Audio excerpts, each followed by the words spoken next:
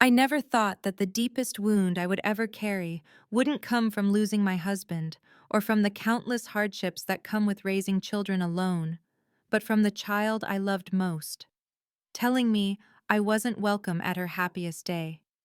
Even now, saying those words out loud makes my chest tighten. My name is Margaret Collins. I am 59 years old, a widow, a mother of two grown children. And for most of my life, I believed that family, even in its messiest, ugliest moments, was the one thing that could not be broken. But I was wrong. It began with an email. Not even a phone call, not even the trembling sound of her voice as she tried to justify the unjustifiable. Just cold black letters on a screen. Mom, please don't come to the wedding. We'll set up a live stream so you can watch. It will be better this way. I stared at those words for what felt like hours, my hands trembling so hard I could barely scroll down. There was no warmth in them, no love, just finality. My daughter Emily is 32 years old, bright and beautiful with a sharp mind that always made me proud. I raised her to be independent, to fight for what she believed in, to never let anyone tell her she wasn't enough. But the email she sent me told a different story. It told me she had listened to someone else's voice instead of her own. And that voice I knew came from her fiancé's family. For months I had felt the shift. Emily became distant phone calls, shorter visits less frequent. She used to call me 3 times a week sometimes just to share something silly she saw on her way home from work. Now, weeks went by with silence. When she finally did answer, her tone was strained, as if she was already halfway out the door, eager to end the conversation. And whenever I asked about the wedding, she grew cold. "We'll let you know," she'd say. "Things are complicated." But I wasn't blind. I knew the truth. Her fiancé's mother never approved of me. To her, I was the widow from Oregon who never had enough money, never dressed the part, never fit into their polished world of country clubs and business connections. She looked at me as though I was a stain on her son's life, a burden that Emily would have to carry.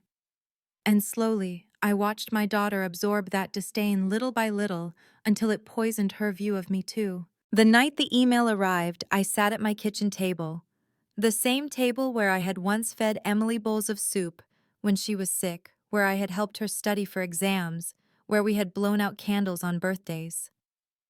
The wood grain beneath my hands blurred through tears. I whispered her name into the silence, as though she might hear me across the miles, as though my voice could reach into her heart and remind her of who I was. Her mother. The woman who carried her, who held her through nightmares, who worked 2 jobs to keep a roof over her head after her father died. But memory, I realized, doesn't weigh as much as influence. And someone else's voice had become louder than mine. In the days that followed, I replayed everything in my mind. Every sacrifice, every decision I made for her. I thought of the years I spent working late nights at the law office, coming home exhausted, but still making time to ask about her day. I thought of the afternoons I sat in the bleachers cheering her on in debate club, the nights I sat awake helping her polish college applications. I thought of the secret money I pulled from my own modest savings to give her the wedding she always dreamed of, never once asking for anything in return. And this was how she repaid me, with an email that told me to stay home. I wanted to rage. I wanted to call her and scream, to demand answers, to tell her she had broken something sacred.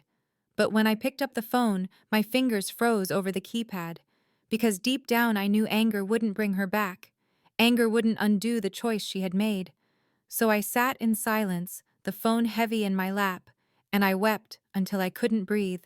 My son Luke noticed first. He came by one evening, found me staring blankly at the computer screen, the email still open as though my mind couldn't let go of it. "Mom," he asked softly, his brow furrowed with concern. "What happened?" I couldn't answer right away. My throat closed up, my chest tight with shame. Finally, I pushed the laptop toward him. He read the message, his jaw tightening with every line. When he finished, he closed the laptop gently and placed his hand over mine. "You don't deserve this," he whispered. And in that moment, I realized the cruelest part of betrayal isn't just the pain itself. It's the shame that comes with it, as though you've failed, as though something about you wasn't enough to hold on to the love you thought was unshakable. For days, I went through the motions of life, making coffee, tidying the house, answering emails at work, while inside I felt hollow. Colleagues noticed, friends asked if I was all right, but I brushed it off with tight smiles. How could I explain that my daughter, the child I would have laid down my life for, had essentially disowned me from the most important day of her life? There are wounds you can't show in polite conversation. But as the wedding date approached, something inside me hardened. Grief gave way to clarity. I realized that staying silent, staying home watching through a live stream like a stranger, this was not something I could accept. I was her mother. Whether she acknowledged it or not, nothing could change that truth. And while they may have tried to erase me from her story, I still had a voice. I didn't know exactly what I would do yet, but I knew one thing with certainty: I would not be erased quietly. The wedding loomed closer with every sunrise, each day tightening the knot in my stomach. Invitations had already gone out months ago, and though I never received one, I knew every detail. Emily's fiancé's family delighted in broadcasting their plans: the grand church with its vaulted ceilings, the ballroom dripping in crystal chandeliers, the guest list filled with influential names. It wasn't just a wedding, it was a performance, a declaration of power and status. And I, her own mother, was cast out of the scene like a blemish they hoped to hide. At first I thought maybe I could accept it. Maybe I could watch the live stream like she wanted, swallow the humiliation and console myself with the knowledge that at least she would be happy. But every time I imagined myself sitting alone in my living room staring at my daughter in her wedding gown through the cold glow of a screen, something inside me rebelled.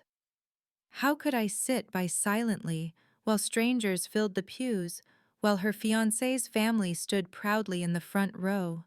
And I, the woman who gave her life, was relegated to pixels and silence. I found myself walking the familiar path to the attic one night, pulling out an old trunk I hadn't opened in years.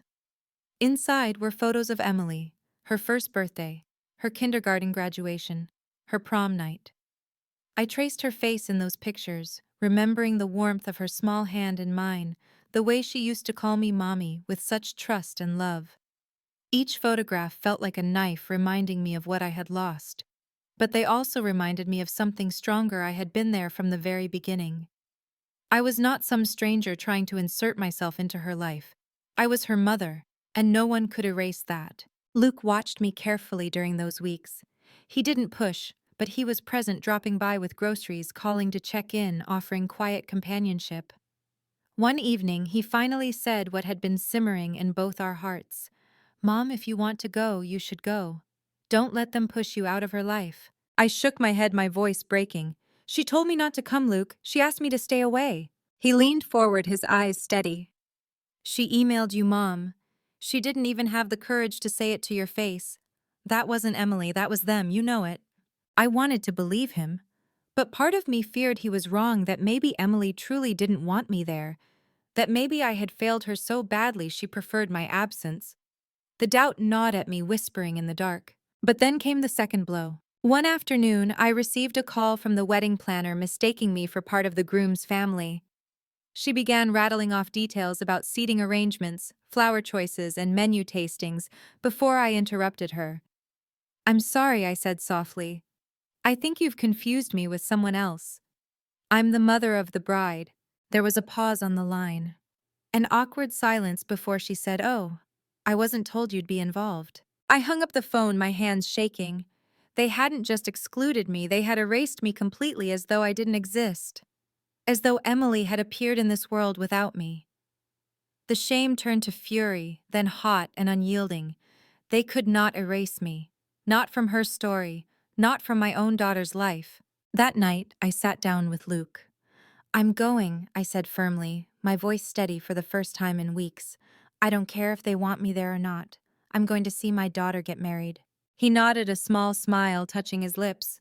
"Good. You deserve to be there. She'll see you, Mom. She'll remember." The morning of the wedding arrived heavy with gray skies.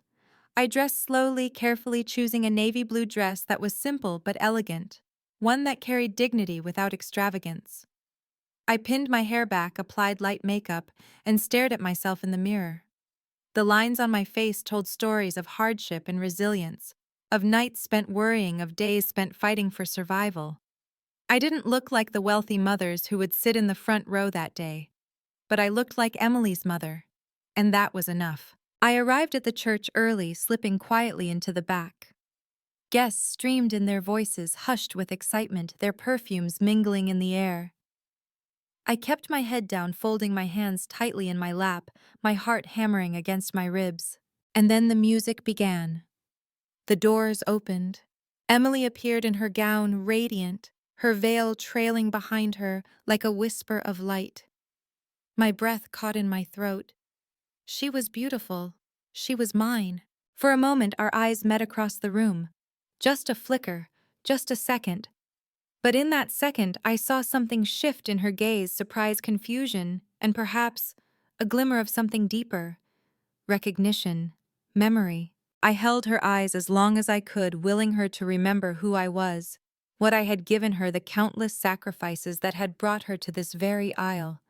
But then she looked away, her face tightening, and my heart cracked again. Still I stayed. I listened to the vows, watched as the rings were exchanged, felt the weight of 1,000 unspoken words pressing down on me.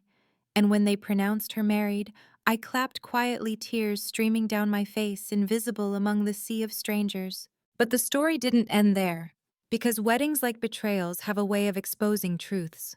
At the reception, I stood quietly near the back, watching Emily greet guests, her new husband's family, basking in the glow of their triumph. I was prepared to leave unseen, to let her live the story she had chosen. But then something happened that none of us could have predicted. I hadn't planned on staying long at the reception. My place, I believed, had already been made clear, invisible, pushed to the shadows. I hovered near the edge of the ballroom, a glass of water in my hand, watching the glittering crowd. Laughter and music filled the air, the clinking of glasses echoing beneath the chandeliers. Everyone seemed to fit perfectly into the scene, everyone but me. Emily looked breathtaking, her gown shimmering in the golden light, her smile radiant. She was surrounded by her new in-laws, basking in their approval, laughing at their words.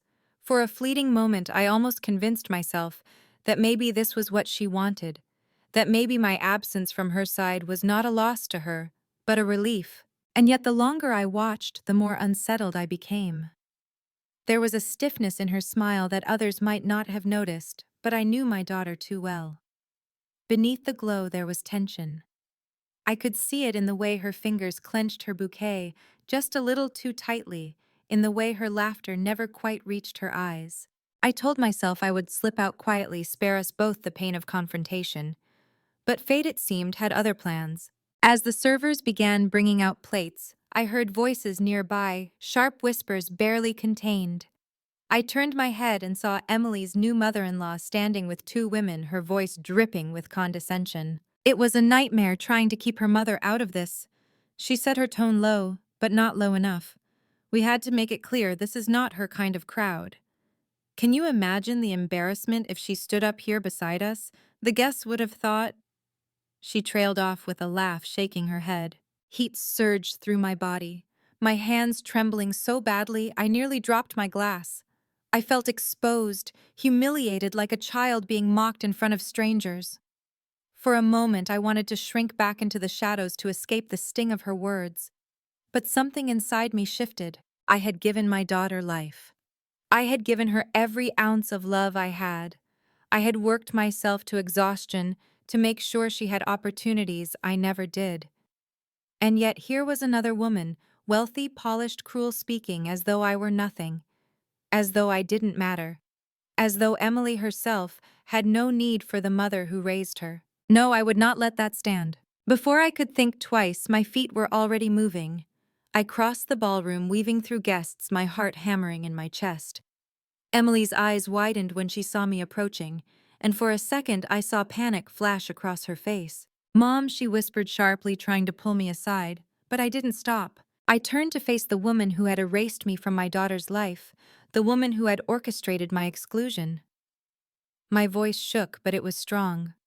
"You may have money, You may have influence, but you will never erase me. I am her mother. I was there when she took her first breath. I was there when she cried in the night. I was there when her father died, and she needed someone to hold her together. And I will not stand here quietly while you treat me like a ghost. The room fell silent. Forks, stilled glasses paused midair. All eyes turned to me. Emily's face flushed crimson. Her groom looked stricken, and her new mother-in-law's smile curdled into disdain. This is not the place, she hissed. Maybe not, I said, my voice breaking, but you made it the place when you made sure I was shut out of my daughter's life. For a long, unbearable moment, no one moved. Then Emily spoke, her voice trembling. Mom, please. I turned to her, my eyes filling with tears. Emily, I love you more than my own life. But when you sent me that email, you broke something in me that I don't know how to repair. I didn't come here to ruin your day. I came because I could not let them erase me completely. I needed you to see me, to remember. Her lips parted, but no words came. She stood frozen, torn between two worlds, the one she had been pulled into and the one that raised her. The silence was suffocating. Then, as though to shatter it, Luke appeared. My son had slipped quietly into the reception earlier, keeping to the back like me. But now he stepped forward, his voice cutting through the tension. Our mother deserved better, he said firmly, looking straight at Emily. She deserved to be here, not as some afterthought, not as a shadow, but as the woman who made this possible for you. If you can't see that, then maybe you've already lost more than you realize. Gasps rippled through the crowd. Emily's eyes filled with tears. And for the first time that night, I saw cracks in the mask she had been wearing. I wanted to reach for her, to hold her, to remind her of the bond we once shared. But I stayed rooted in place, my body shaking, my heart raw. The rest of the evening passed in a blur. Guests whispered behind their hands, some sympathetic, others scandalized. I slipped out before the first dance, unable to bear the weight of so many eyes on me. When I returned home that night, the house felt colder than ever. I sank into a chair at the kitchen table, the same place where I had once sat reading that awful email, and I buried my face in my hands. I didn't know if Emily would ever forgive me for what I had done. I didn't know if she would see my words as love or as sabotage. But I knew this: I could not stay silent, not anymore. Because sometimes silence is the cruelest betrayal of all. And deep down, I sensed that the real reckoning between us had only just begun. The morning after the wedding, I woke to silence. No calls, no messages. My phone sat on the nightstand, cold and heavy, like a stone pressing against my heart. I had barely slept, my mind replaying the scene again and again, the hush that fell over the ballroom, the look in Emily's eyes, the tremor in my own voice as I told them all I would not be erased. I wondered if I had made a mistake, if my words had only pushed her further away. But then I thought of the alternative: sitting alone in my house watching her vows on a live stream, while strangers cheered in the room where I should have been. The shame of that would have broken me. No, I told myself. I had done what I had to do. By mid-afternoon, the silence broke. My phone buzzed with a single message, from Emily. My hands shook as I opened it. We need to talk, tomorrow, just us. I stared at the words, my chest tight with both dread and hope. Tomorrow felt like an eternity away, but at least it was something. At least she hadn't shut the door completely. That night, Luke came over. He didn't ask if Emily had reached out. He could see the message glowing on my phone. He just poured me a cup of tea and sat across from me at the table. She's thinking, Mom. You got through to her. She wouldn't have asked to talk otherwise. But I shook my head, tears burning my eyes. What if all she wants is to tell me never to speak to her again? What if yesterday was the last time I'll ever see her? Luke reached across the table, squeezing my hand. Then at least she'll have to look you in the eye when she says it. And you'll know the truth. The next day, I arrived at the small cafe Emily had chosen. It was quiet, almost empty, the kind of place we used to visit when she was in college, back when our conversations stretched for hours. She was already there, sitting by the window, her veil of polished perfection stripped away. She looked tired, her eyes shadowed, her shoulders heavy. When she saw me, she didn't smile, but she didn't look away either. I sat down across from her, my heart pounding so loudly I thought the whole cafe must hear it. For a long moment, neither of us spoke. Then finally, Emily whispered, "Why did you come?" The question sliced through me. I swallowed hard. "Because I'm your mother," I said softly. "And because watching your wedding on a screen while strangers filled the church would have killed me inside." Her lips trembled. "It wasn't supposed to be like this," she whispered. "I didn't want to hurt you." "Then why?" I asked, my voice cracking. "Why did you shut me out, Emily? After everything, after all the years, after all the love, why?" She pressed her hands to her face, tears leaking through her fingers. "Because they told me you wouldn't fit, that people would judge, that you'd embarrass me. And I let myself believe them. I let them convince me to keep you away." The air rushed out of me like a punch. Hearing her say it aloud was both devastating and relieving. I hadn't been imagining it. I hadn't been paranoid. They really had turned her against me. I reached across the table, my hand trembling as I touched hers. "Emily, I raised you through everything. I worked myself to the bone so you could have opportunities I never did. And you let them tell you I wasn't good enough." She flinched, shame flooding her face. "I know," she whispered. "I know. And when I saw you in the church, when I saw you standing there, I remembered. I remembered all of it. The nights you stayed up with me when I was sick, the way you clapped louder than anyone at my graduation, the times you went without so I could have more. I remembered. And it broke me." Her words cracked something open in me. Tears spilled down my cheeks, hot and unrelenting. "Then why didn't you come to me? Why didn't you fight for me, Emily?" "Because I was afraid," she admitted. "Afraid of losing him. Afraid of losing them. Afraid that if I chose you, I'd lose everything else." I sat back stunned. My own daughter torn between the family she was born into and the family she was marrying into. And for a time she had chosen them. And "I don't know how to fix this," she whispered, her voice raw. "I don't know if you'll ever forgive me." I took a shaky breath. "I don't know either.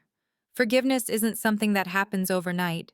It's something you earn day by day. But Emily, I will never stop being your mother. Nothing you do will change that." For the first time, she reached for me. Her fingers closed around mine, fragile, desperate. "I'm so sorry," she choked. In that moment, I felt both the depth of my wound and the fragile thread of hope tying us together again. I knew it wouldn't be easy. I knew there would be scars, but at least we were talking. At least she was still reaching for me. When I returned home that evening, Luke was waiting. I told him everything, every word she had said, every tear she had shed. He listened quietly, his jaw tight, his eyes dark with anger toward those who had poisoned her against me. But when I finished, he simply said, "She'll come back, Mom. Slowly. But she will."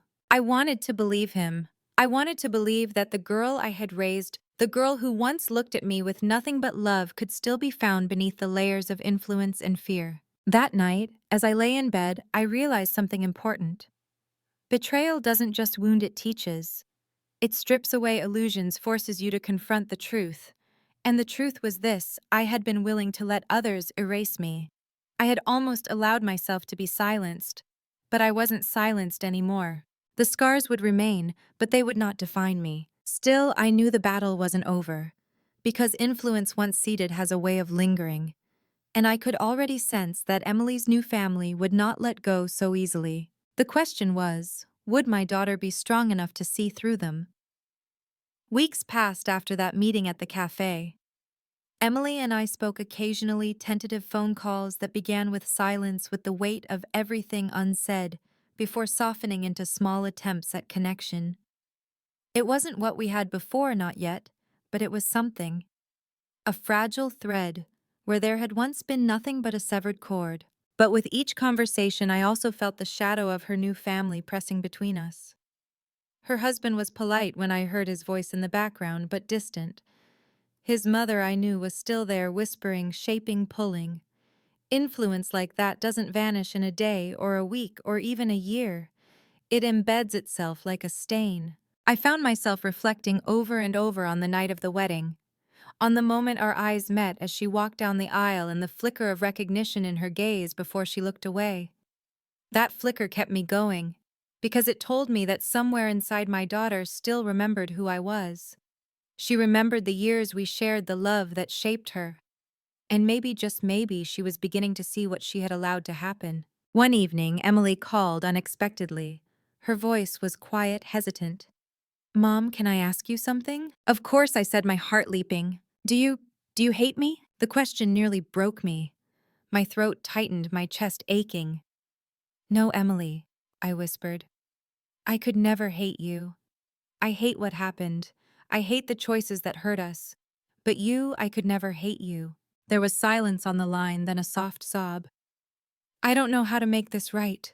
"You don't have to make it right all at once," I told her gently. "Just take one step toward me at a time. That's enough." In that moment, I realized forgiveness wasn't about pretending the betrayal never happened.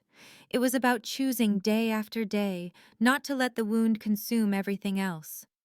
It was about leaving space for healing, even when the scar would always remain. Still, the ache lingered. There were nights I sat alone at the kitchen table staring at old photographs, wondering how different things might have been if her father were still alive. He had always been the bridge between us, the one who could soothe tensions, soften harsh words, bring laughter back into the room. Without him, it had been just me carrying everything on my shoulders.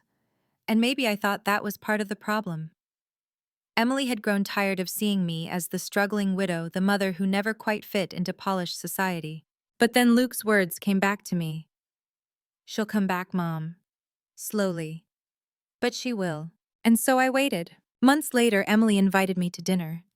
Not a holiday, not a family event, just dinner. When I arrived at her home, I was nervous, my palms damp, my heart thudding. She opened the door, and for the first time in a long while, she hugged me. Tentative, hesitant, but real. Over dinner, we spoke about ordinary things, the weather, work, a book she had been reading. And though the conversation was small, it felt monumental. Because we were speaking. Because we were together. Because the wall, though not gone, had begun to crack. At one point, she looked at me, her eyes softer than I had seen them in years. "Thank you for coming to the wedding," she said quietly, "even though I told you not to. Thank you for not letting them erase you." Tears filled my eyes, and I reached for her hand. "I'll never let anyone erase me from your life, Emily. Not ever." In that moment, I felt something shift. Not a full healing, not yet, but a beginning. And that was enough. As I walked home that night, the stars glittered overhead, and I thought about everything I had been through. The email that shattered me. The silence that nearly broke me.